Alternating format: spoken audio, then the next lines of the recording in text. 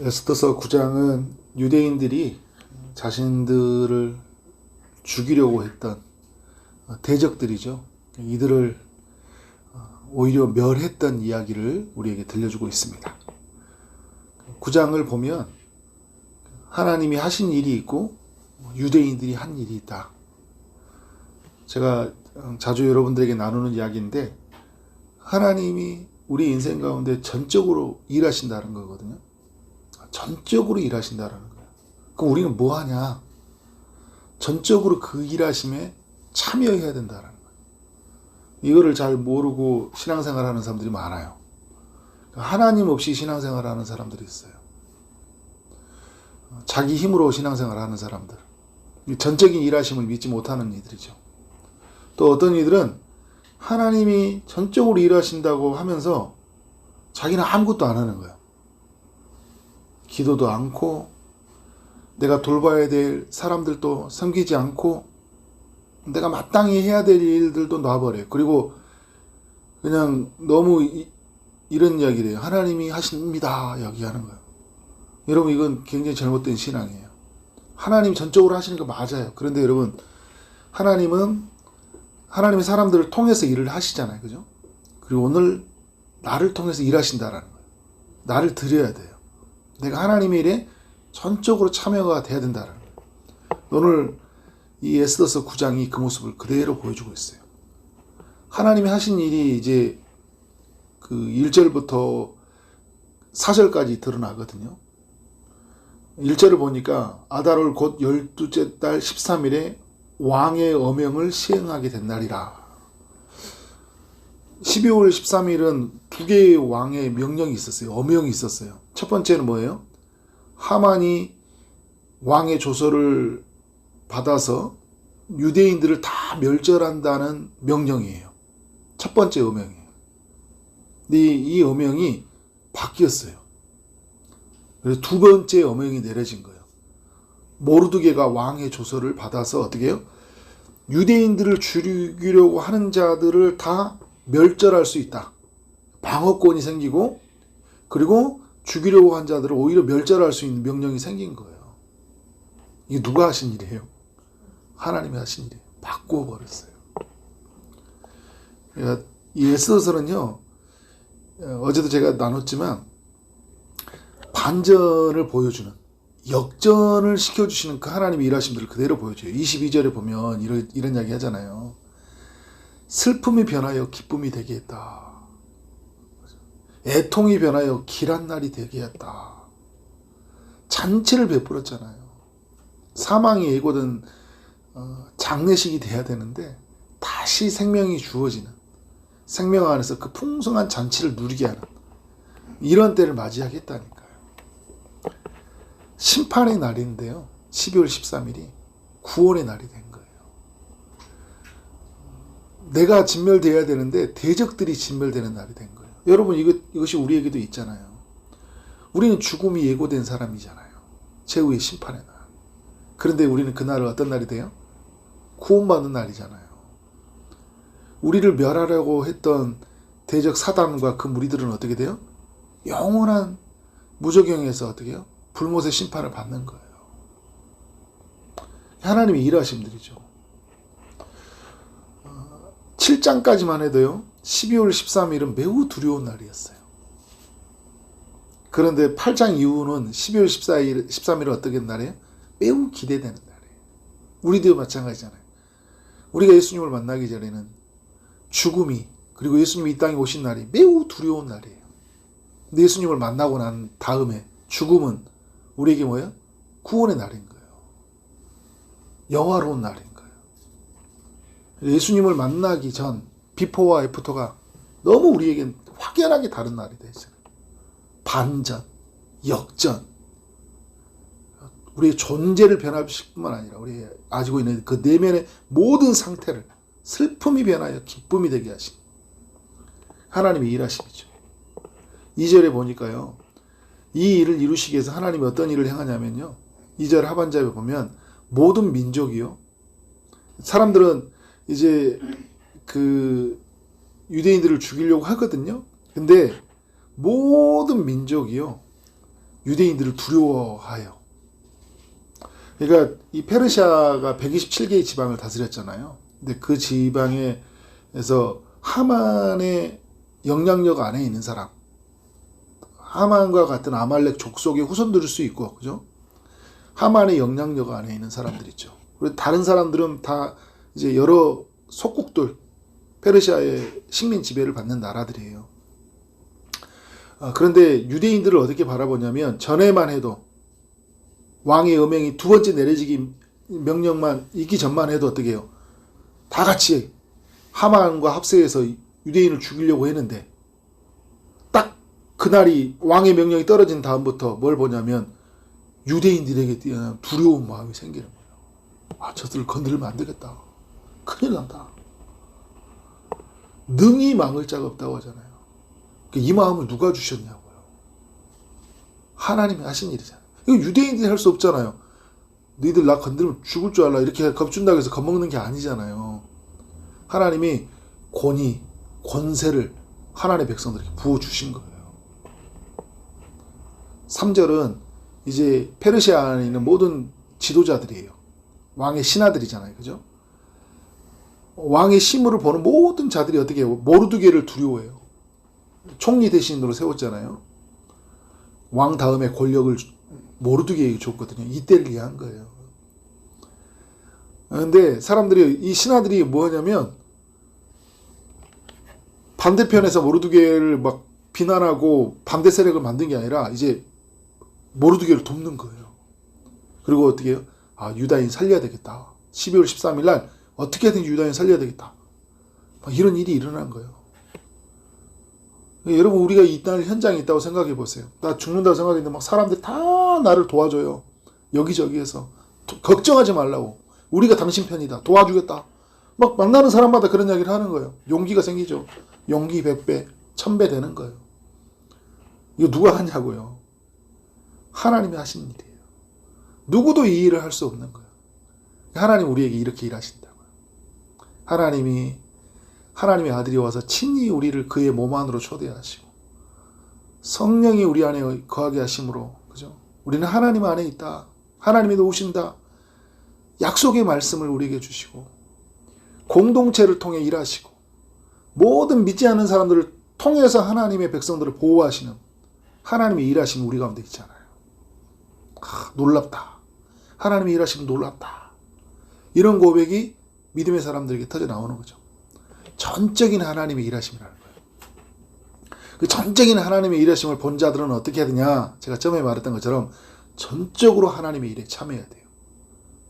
12월 13일 날 나를 죽이려고 한 대적들을 너희가 다 진멸해라 명령을 했잖아요. 그러면 어떻게 해요? 다 진멸해야 되죠. 5절에 보니까 어떻게 합니까? 유다인이 칼로 그 모든 대적들을 쳐서 도륙하고 진멸하고 자기를 미워하는 자에게 마음대로 행할 수 있는 권리를 줬거든요. 왕이 어명으로. 도륙하고 진멸하는 것은 이 단어가 어디에 있었던 단어예요? 유대인들에게 해당되는 단어였어요. 근데 이게 반전이 됐다니까요. 오히려 대적들을 도륙하고 진멸할 수 있게 한 거예요. 6절에 유다인이 또 도성 수산에 500명을 죽이고 진멸했다. 그러니까 도성 안에 있는 수상궁 안에 있는 사람들 있잖아요. 궁전에 있는 그 사람들을 하만의 무리들을 죽인 거예요.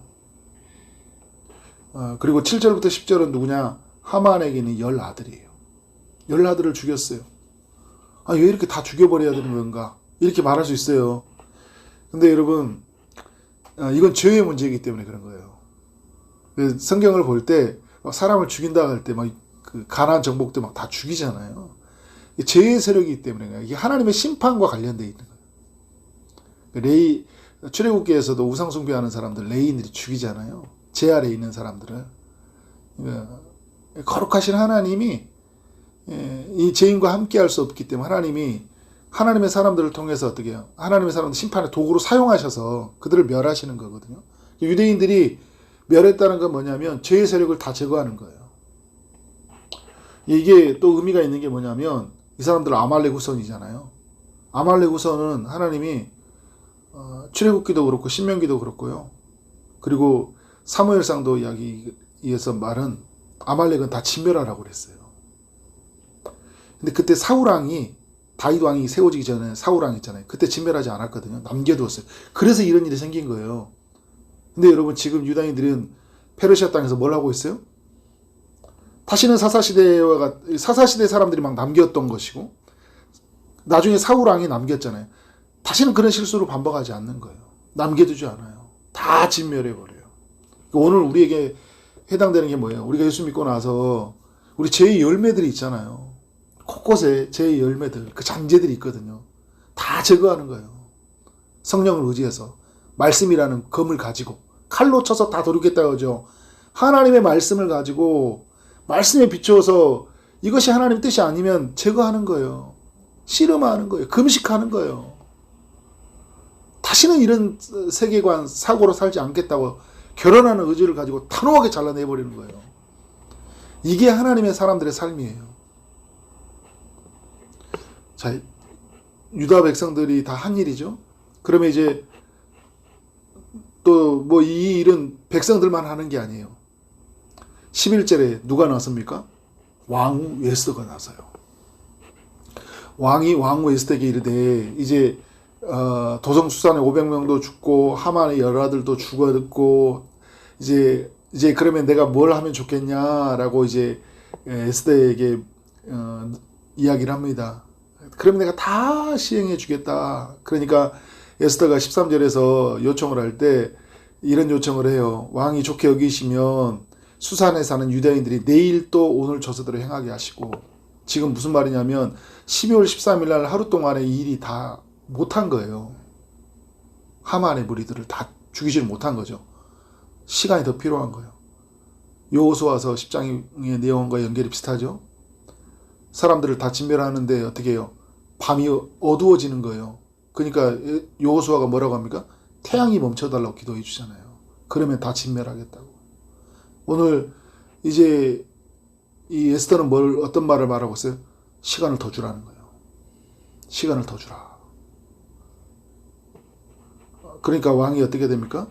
허락을 하죠. 하나 더 부탁을 해요. 하만의 열아들의 시체를 나무에 매달게 주세요. 하만처럼. 왜 이 열아들을 시체에 매달려고 할까요? 두 가지 또 의미가 있어요. 하나는 반면교사로 세우는 거예요. 하나님의 백성들 건들면 이건 하나님 앞에 대적하는 거니까 이런 일이 겪는다는 걸 반면교사로 보여주는 거예요. 또 하나는 뭐냐면 열아들이 죽음으로 하만의 계획은 끝났다라는 걸 보여주는 거예요. 사단의 계획은 끝났다 라는 걸 이제 보여주는 거죠. 이게 에스더가 되게 지혜로운 거예요. 그래서 왕이 어떻게 합니까? 그대로 행했다. 모르드게와 유대인 모두가 함께 싸우고 왕실에 있는 왕후 에스더가 또 이 일을 하는데 가장 앞서서 어떻게 하나님의 일에 참여하는 거예요. 그러니까 하나님의 일은 뭐 왕이라고 뒤에 앉아 있고 이런 게 아니라 모두가 다 함께 참여하는 거예요. 목사와 장로와 집사와 모든 성도들이 다 같이 참여하는 거예요. 하나님의 일에. 그때 어떤 일이 일어납니까? 오늘 이제 말씀해 보면 500명이 이제 16절에 보니 15절에 300명을 수산해서 돌릴까되 그들의 재산에는 손을 대지 아니하였고, 그죠? 16절에는 7만 5천 명을 도륙하고 막 그렇게 손을 대지 아니 이런 일들이 일어나잖아요. 하나님이 이제 왕을 통해서 이 모든 일이 허락되어졌을 때 이게 이제 우리가 이 일을 하면 되는 거예요. 그때 어떻게 해요? 그 일에 참여한 거예요. 승리한 거죠. 완전히 벗어나 버린 거예요. 유다인들에게 완전한 구원, 더 이상 그들을 해할 수 없는 하나님의 보호가 그 땅 안에서 이루어진 거예요. 놀라운 거죠. 이 일만 이루어진 게 아니잖아요. 그래서 이제 어떤 일이 일어납니까? 16절 이제 이하의 쭉 내용을 보면 이제 불임절이라는 절기를 만들잖아요. 하나님이 유대 백성들 가운데 함께 하심으로 그들을 도우심으로 승리하게 하셨던 이야기, 슬픔을 기쁨으로 바꿔주셨던 이야기, 애통이 변하여 길한 날이 되게 하신 이야기, 죽음을 생명으로 바꾸신 이야기, 이 날을 기념하기 위해서 부림절을 만든 거예요. 제비가 부르라는 의미를 가지고 있거든요. 제비 뽑아서 하만이 이 제비를 뽑아가지고 12월 13일을 만든 거잖아요. 그래서 이 부르를 부림절이라고 만든 거예요. 이게 이 단어에서. 근데 여러분 이게 하나님 놀라운 일이잖아요.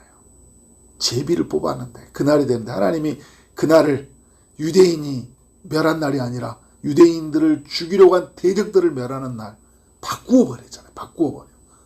그래서 22절에 바꾸었다 이야기를 하는 거예요. 그래서 에스더 성경은 우리에게 역전의 하나님, 반전시키는 하나님 이야기하잖아요. 이 하나님을 계속 드러내주고 있거든요. 우리는 뭘 해야 되냐면 이제 오늘 이 시대에 살 때는 우리 불임절을 안 지키잖아요. 그러나 우리는 뭐예요? 모든 것을 바꾸어 버리신 주님을 바라봐야 돼요. 그분을 찬양해야 돼요. 그래서 그분을 항상 기억해야 돼요. 이게 전부가 아니야. 우린 그래야 바라야 돼요. 이게 전부가 아니야. 이대로 끝나는 게 아니야. 하나님이 다 바꾸신다. 그래서 그 하나님을 어떻게 찬양하고 하나님을 높이고 두려워하지 않고 담대하게 믿음으로 사는 거예요.